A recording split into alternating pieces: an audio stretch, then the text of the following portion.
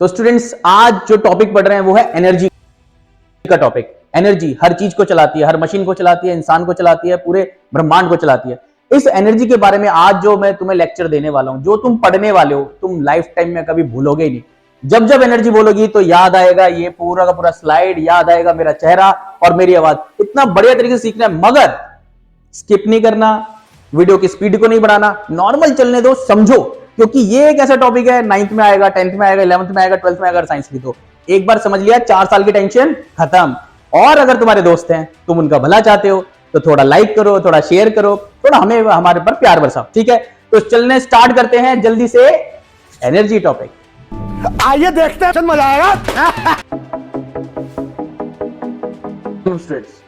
सबसे पहले तो लास्ट में जहां हमने लास्ट वीडियो में छोड़ा था वर्क के टाइप्स। आज पढ़ेंगे एनर्जी और एनर्जी के टाइप्स। तो थोड़ा सा रिवाइंड कर लेते हैं लास्ट वीडियो का। हमने पढ़ा था कि वर्क वो है जिसके अंदर फोर्स और डिस्प्लेसमेंट हो। याद रखना, हमारा वर्क और साइंस के फिजिक्स का वर्क अलग अलग होता है। अगर आज मैं इस जगह पर फोर्स लगा के रखूं और डिस्प्लेसमेंट नहीं होती है तो ये वर्क नहीं कहलाएगा, ठीक। अपने सर पे मैं 10 किलो का वजन उठा लूं और चलता रहूं, फिजिक्स के हिसाब से वर्क नहीं कहलाएगा, जीरो वर्क कहलाएगा। तो वर्क की 3 कैटेगरी बनाई हमने फिजिक्स के टर्म्स में, पॉजिटिव वर्क, नेगेटिव वर्क और जीरो वर्क। पॉजिटिव वर्क वो होता है कि जहां जिस डायरेक्शन में धक्का दे रहे हैं वो ऑब्जेक्ट भी उसी डायरेक्शन में आगे डिस्प्लेसमेंट करता है, तो जीरो कहलाएगा। मैं जिस डायरेक्शन में धक्का दे रहा हूं और ऑब्जेक्ट उसको उल्टा आ जाए, जैसे पीछे स्प्रिंग लगाओ, तो वो क्या कहलाएगा, नेगेटिव वर्क। और बाकी तो बहुत सीधा टाइप है कि अगर आप अपने सर पे कुछ लेके चलते हैं, हाथ में कुछ लेके चलते हैं या फोर्स लगा रहे हैं मगर वो ऑब्जेक्ट डिस्प्लेस नहीं हो रहा है, वो क्या कहलाता है, जीरो वर्क कहलाता है। उसी को in terms of cos theta भी आपको सिखाया था। ये कंटिन्यूएशन है उसी पार्ट का। आज हम पढ़ेंगे टाइप्स ऑफ एनर्जी। तो पहले एनर्जी को समझते हैं। एनर्जी क्या है? Energy is ability to do work. एक काम को करने की क्षमता एनर्जी कहलाती है, ठीक। अब एनर्जी के बारे में बात करते हैं। हम सबसे पहले इस बात को समझ लेते हैं कि एनर्जी जो है वो वर्क डन के बराबर होती है। किसके बराबर होती है? Work done. एक मशीन, एक आदमी जितनी एनर्जी होगी उतना ही काम करेगा, उससे ज्यादा तो कर ही नहीं सकता, ठीक है। तो हमें इस बात को हमेशा याद रखना है कि एनर्जी और वर्क डन हमेशा बराबर रहेंगे, ठीक ठीक। तो कुछ एसआई यूनिट्स की बात कर लेते हैं। अगर आपको इंपॉर्टेंटली बात को समझना है कि एसआई यूनिट क्या होता है, ये होता है स्टैंडर्ड इंटरनेशनल यूनिट। तो एसआई यूनिट जो है एनर्जी का, वो क्या होता है आपका, वो होता है आपका जूल, ठीक है। याद रखना, अगर एनर्जी का भी जूल है और एनर्जी और वर्क डन बराबर है तो वर्क डन का भी क्या होगा फिर, एसआई यूनिट बताओ जरा, जूल्स। क्या होगा? जूल्स। तो दोनों का सेम ही रहता है, ठीक। अब हम बात करेंगे टाइप्स ऑफ एनर्जी की। तो अगर मैं एनर्जी की बात करूं तो वैसे तो बहुत सारी है, मगर 9th क्लास के सिलेबस के हिसाब से अगर बात करी जाए तो एनर्जी का पहला टाइप आ जाता है पीई। क्या आ जाता है? पीई, मतलब पोटेंशियल एनर्जी। इसकी वजह से, हाइट की वजह से होने वाला चेंज जो एनर्जी में आएगा वो कहलाएगा आपका पोटेंशियल एनर्जी, ठीक। Next one is kinetic energy.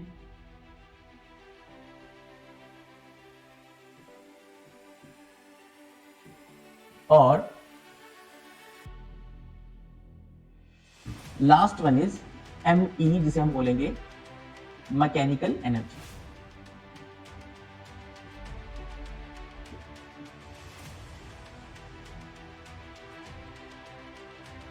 ठीक, तो इनको जरा डिस्कस कर लेते हैं अच्छे से। Potential energy.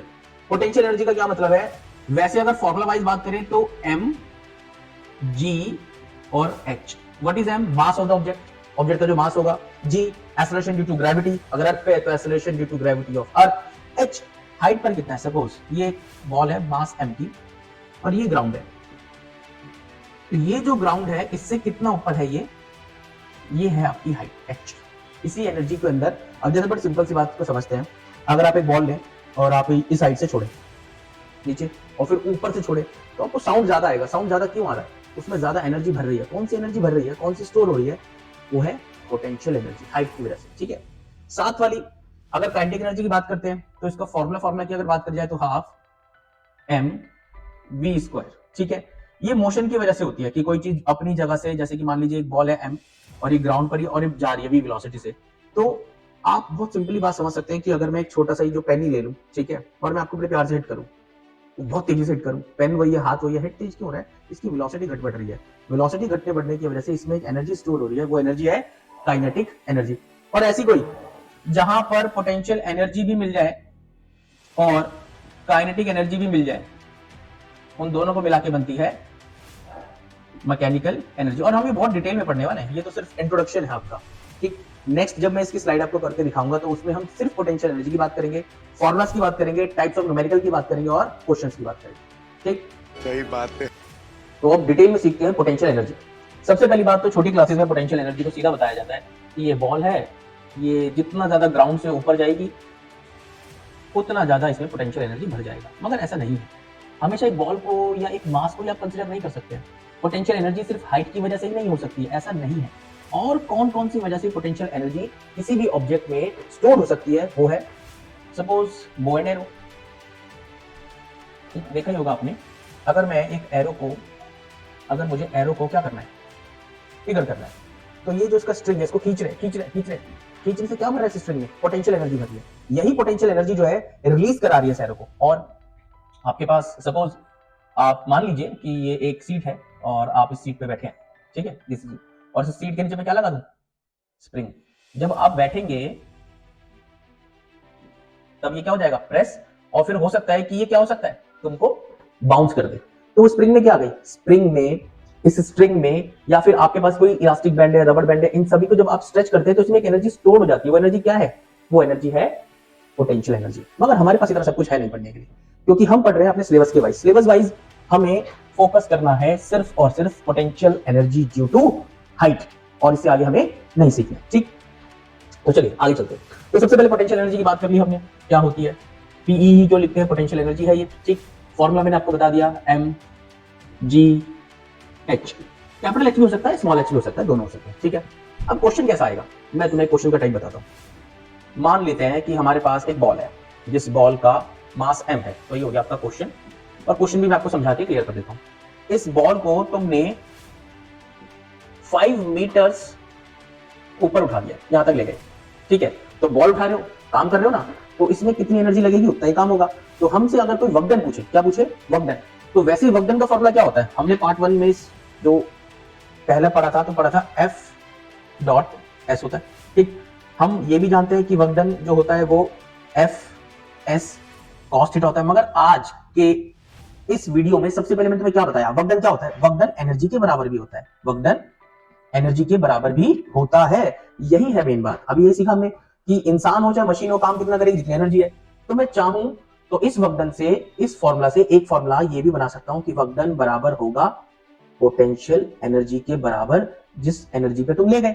मगर हमेशा जरूरी है तुम ग्राउंड से ले जाओगे, तो इसको अगर बहुत वेरीफाइड तरीके से लिखा जाए तो हम लिखेंगे वर्क डन बराबर होगा डेल्टा पीई। ये जो ट्रायंगल बना है इसे डेल्टा पढ़ते हैं, इसका मतलब क्या है, मतलब समझाता हूं। मतलब कुछ भी नहीं है, मतलब सिंपल है। अगर आप बात करें, सीधा इसको कट कर देते हैं यहां से। डेल्टा का मतलब है चेंज, डेल्टा का मतलब है चेंज कितना आ रहा है। ठीक, अब अगर मैं लिखता हूं W is equals to delta P E, इसका मतलब है चेंज इन पोटेंशियल एनर्जी। तो क्या होगा, potential energy final minus potential energy initial. या फिर इसको ऐसे भी लिख सकते हैं हम, पोटेंशियल एनर्जी जो फाइनल वाली है उसकी जगह पर हम पूरा एक ही वर्ड लिख सकते हैं, एम जी एच टू, जो दूसरी हाइट तक ले गए, minus M G H one, पहली हाइट से दूसरी हाइट तक। तो फॉर्मूला एक बार और लिख देता हूं मैं तुमको क्लियर करने के लिए। फॉर्मूला है M G H two minus M G H one. तो यहां से अगर मैं बात करूं, अगर ये फॉर्मूला लगाना है तो आप इसको कहां से ले गए हैं, ग्राउंड से ले गए हैं। अगर आप इसे ग्राउंड से ले गए हैं तो क्लियर हो गया। जैसे मैं बताता हूं, वर्क डन कितना आया होगा, बता दो भाई कितना वर्क डन आया होगा।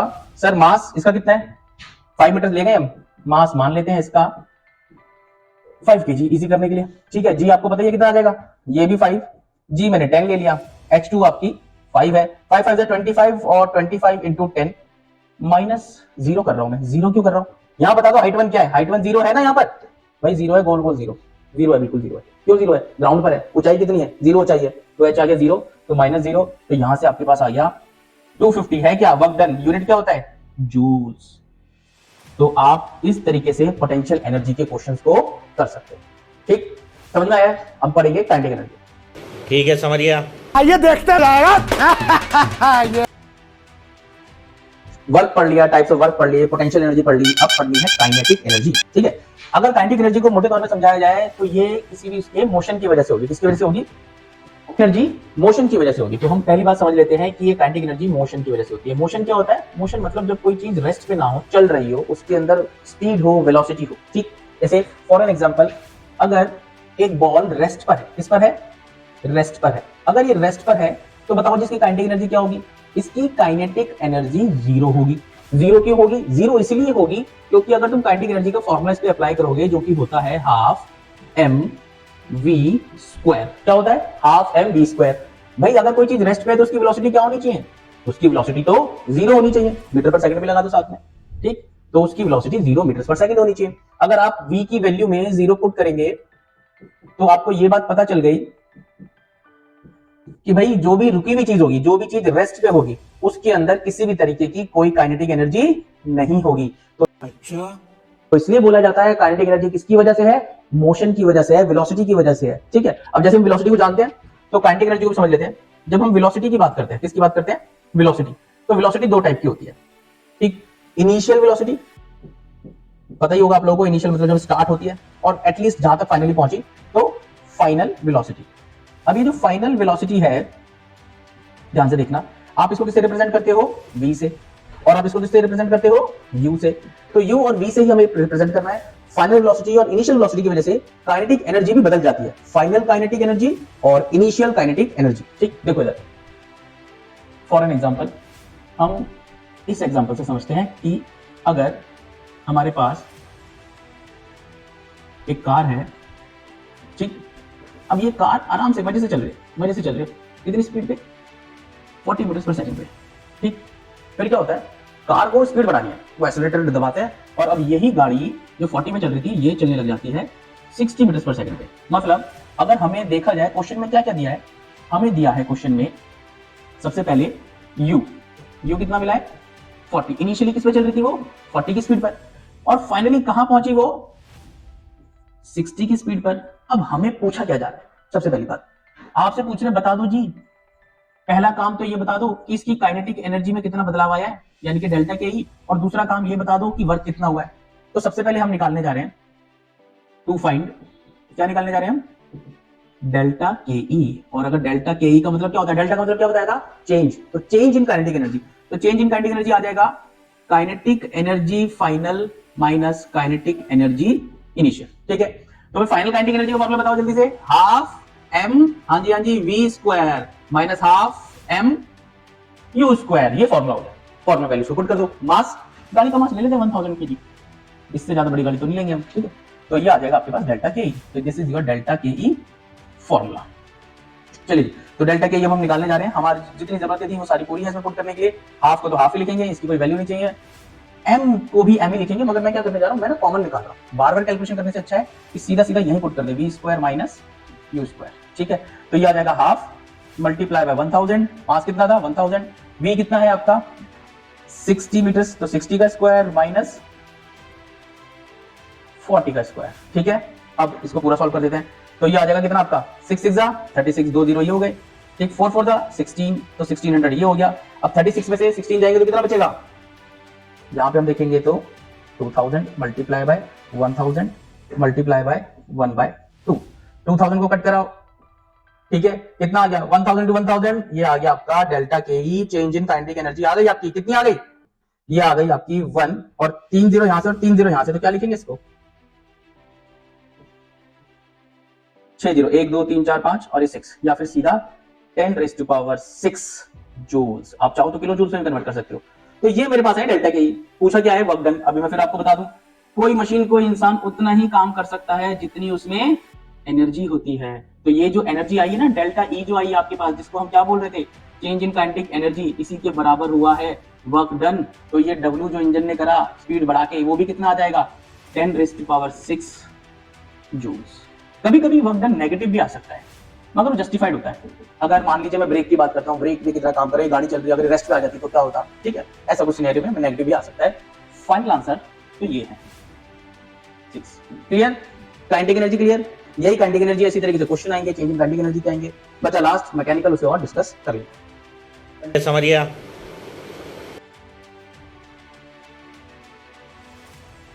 आज की क्लास में जो अभी तक आपने लेक्चर सुना, उसके अंदर आपने पढ़ लिया कि types of energy, potential, kinetic, मगर अगर क्या हो कि एक ऑब्जेक्ट है जो पोटेंशियल एनर्जी को भी बियर करता है, उसमें पोटेंशियल एनर्जी भी स्टोर हो रही है और साथ साथ में स्टोर हो रही है काइनेटिक एनर्जी। कुछ समझ में नहीं आ रहा मुझे। कैसे? देखो जरा, तुम्हारे घर में फैन है, सबके घर में, हाँ। तो हम थोड़ा 4 पंखे वाला बना रहे हैं, ठीक है। वैसे बेसिकली ये सिर्फ इसलिए है कि मैं आपको दिखा सकूं फैन घूम रहा है। फैन के पास मोशन है, हाँ या ना? मोशन है, यस सर मोशन है।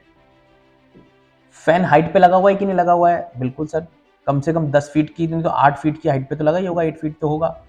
तो इसके पास मोशन भी है, इसके पास हाइट भी है, मतलब इसके पास काइनेटिक एनर्जी भी है और इसके पास पोटेंशियल एनर्जी भी है।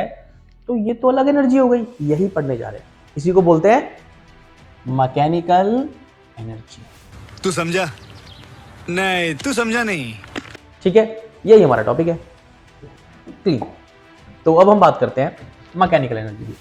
तो मैकेनिकल एनर्जी को हम कई बार डिस्क्राइब करते हैं टीई से।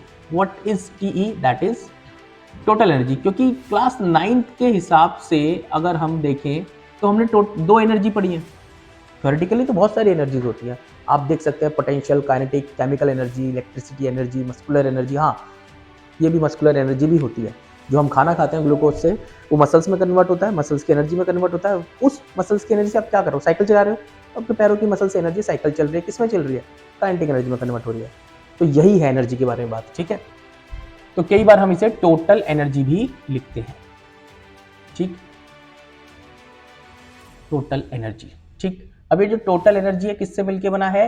ये टोटल एनर्जी मिलके बना है पोटेंशियल एनर्जी से भी और काइनेटिक एनर्जी से भी, ठीक है। तो अगर मुझे कोई बोले what is the formula of mechanical energy और टोटल एनर्जी, तो I will write the formula PE plus KE, ठीक। जैसे I will write mgh plus half mv²। इन दोनों फॉर्मूलाज को मिला के मैंने बनाई है टोटल एनर्जी। ये तो होगी टोटल एनर्जी के बारे में बात। मगर टोटल एनर्जी की बात के साथ साथ एक बात हम बार बार सुनते हैं, क्लास टीचर ने रटवा दिया होगा तुम्हें, जहां भी तुम पढ़ रहे होगे वो सब ये बोलते हैं, energy can neither be created nor be destroyed. Energy को ना बना सकते हो ना ही खत्म कर सकते हो। इसके आगे एक लाइन और जुड़नी चाहिए, energy can neither be created nor be destroyed, it can only be transferred from one form to another. मतलब अगर हमसे कोई पूछे इस दुनिया में एनर्जी कांस्टेंट है, पूरी दुनिया की बात क्या कर रहा हूं मैं, आपको पूरे यूनिवर्स की बात बताता हूं। पूरे यूनिवर्स में एनर्जी कांस्टेंट है, बस वो एक रूप से दूसरे रूप में कन्वर्ट हो जाती है, एक टाइप से दूसरे टाइप में, पोटेंशियल से काइनेटिक, काइनेटिक से पोटेंशियल, चलता रहता है ऐसे। 9th क्लास के लेवल पे यही सीखेंगे, ठीक है। तो अगर मैं ये बात बोल रहा हूं, मैंने क्या बात बोली, एनर्जी कैन नेवर बी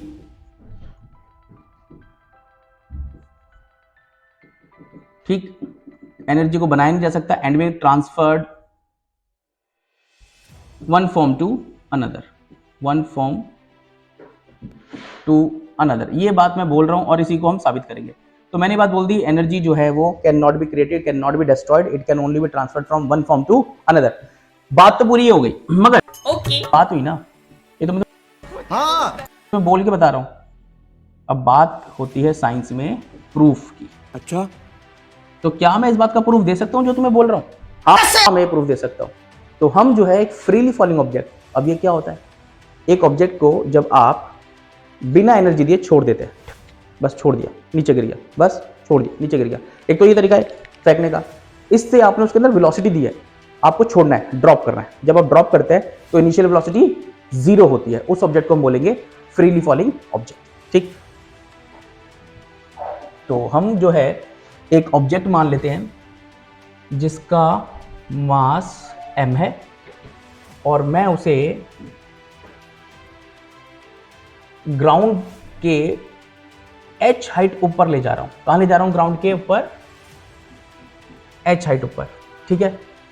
अब इसमें 3 पॉइंट हम कंसीडर कर लेंगे। पहला पॉइंट पॉइंट A, दूसरा पॉइंट पॉइंट B और तीसरा पॉइंट पॉइंट C।